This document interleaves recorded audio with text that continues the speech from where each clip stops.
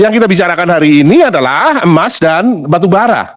Jadi kalau kita lihat angkanya Pak, untuk biaya keluar emas dan batu bara, targetnya kira-kira hanya sekitar 3 triliun. Tadi Bapak katakan di bagian penutup, bisa untuk menopang kestabilan APBN. Ini yang pertama Pak. Yang kedua, biaya keluar ini kan dipengaruhi oleh fluktuasi harga komoditas. Nah, sejauh mana APBN bisa diandalkan sebagai instrumen penguatan ruang fiskal? Angkanya tidak besar Pak untuk emas dan untuk batu bara. Ya.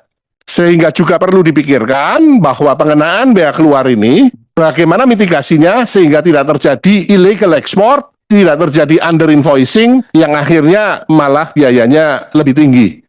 Hal-hal ini perlu dimitigasi karena ternyata penerimaannya tidak sebesar yang kita bayangkan sebelumnya. Terima kasih. Kemarin sudah ada laporan dari Dirjen Pajak, ada 282 wajib pajak yang melakukan kecurangan dan jumlahnya cukup besar, 140 miliar rupiah dalam potensi kerugiannya.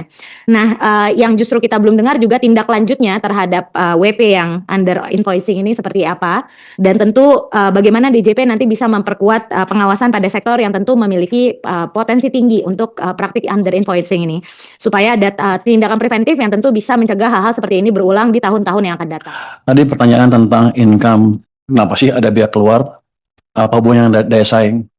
Jadi pada waktu Undang-Undang Cipta Kerja di 2020 diterapkan, jadi mengubah status batubara dari non barang kena pajak menjadi barang kena pajak, akibatnya industri batubara bisa meminta restitusi PPN ke pemerintah. Itu sekitar 25 triliun per tahun. Kalau hitung dengan cost-nya segala macam, walaupun mereka ada cost-nya digelembungin segala macam, net income kita dari industri batubara bukannya positif, malah dengan pajak segala macam jadi negatif. Jadi undang-undang itu seperti pemerintah memberikan subsidi ke industri yang sudah untungnya banyak. Akibatnya kita tidak menyejahterakan masyarakat, malah penguasa batubara aja yang untungnya lebih banyak. Ini orang kaya semua, ekspor uang untungnya banyak, saya subsidi kira-kira secara nggak langsung. Jadi itu sebetulnya utamanya filosofi di balik peraturan ini. Ya nggak bisa lah, mereka udah untung banyak masih subsidi juga. Itu saya pikir ya. Untuk hilirisasi, kan ada beberapa usaha hilirisasi dari ahli di metil ether, di metil ini terbesar di Amerika. Udah siap investasi, nggak bisa jalan, karena emang saya nggak tahu di mana salahnya. Waktu itu emang semangat untuk hilirisasinya tidak betul-betul dijalankan dengan baik.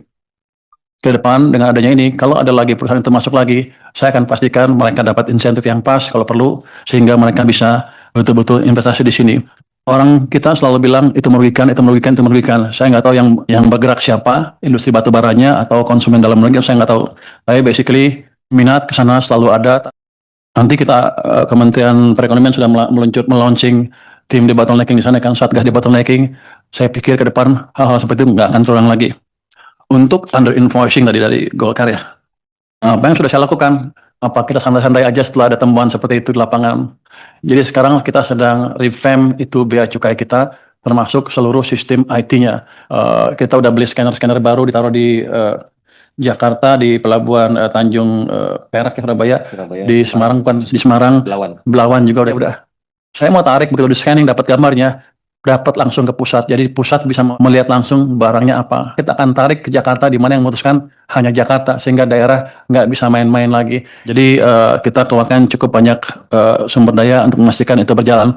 Karena kalau ke bea cukai kan sudah clear. Saya bilang ke mereka, kalau Anda nggak bisa perbaiki dalam waktu setahun dari kemarin, ada kemungkinan besar bea cukai akan dirumahkan seluruh pegawainya. Jadi mungkin dia dirumahin aja sampai pensiun, nggak dibayar. Nggak tahu dibayar apa nggak? Mau nggak kita bayar lah, rugi gua kalau bayar loh. Tapi dengan semangat seperti itu, saya pikir orang kita cukup pintar kalau digebuk sedikit, gebuk banyak juga, apalagi kalau digebuk banyak. Untuk yang tadi juga yang PAME, itu sekarang udah kita panggil tuh pengusaha PAME di seluruh Jakarta, di Indonesia ke Jakarta. Kita bilang ke mereka aturan kita begini, kita nggak akan deviate dari aturan itu. Anda siap-siap aja, kalau Anda mau berbisnis terus ikut aturan kami, kalau enggak saya hajar dia. Jadi setiap ada pelanggaran-pelanggaran itu, kami dapat namanya, termasuk yang sibuk-sibuk, yang ribut-ribut di medsos tentang Balpres. Kami dapat namanya, kami investigasi pajaknya seperti apa. Ternyata banyak dari mereka nggak bayar pajak. Saya datangin orangnya ke sana untuk suruh bayar pajak. Jadi ini harus fair. Kalau mereka nyerang ya harus bersih. Kalau mereka nyerang-nyerang aja untuk menutupi kejahatannya, saya hajar dari pajak. Itu ternyata boleh saya main di pajak. Emang nggak bayar pajak. SPT-nya 0000 selama 5 tahun berturut-turut berarti nggak bayar pajak. Ada yang selalu nihil padahal punya gudang banyak sekali. Jadi jangan main-main lagi dengan pemerintah. Kita serius. Dan ancaman saya ke bea cukai juga serius. Kalau mereka main-main, kita hantam. Sama juga ke pajak juga. Sebentar lagi akan ada perbaikan yang amat signifikan.